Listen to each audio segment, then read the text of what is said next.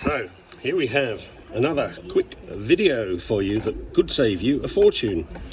If you've got a Touareg, or I believe it's the same on the Cayenne, the electric fan's running all the time, you can either rush out and spend £700 odd on a new fan, which is this thing here, or you can check your wiring out.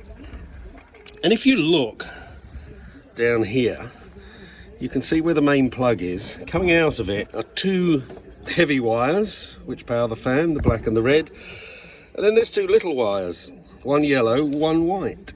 And what happens is, for some reason, usually the white one fractures. You have to look at it very closely to see, and then your fan will run all the time. So check the wiring out, resolder the wire, heat shrink it, and you've mended your fan continually running fault for free.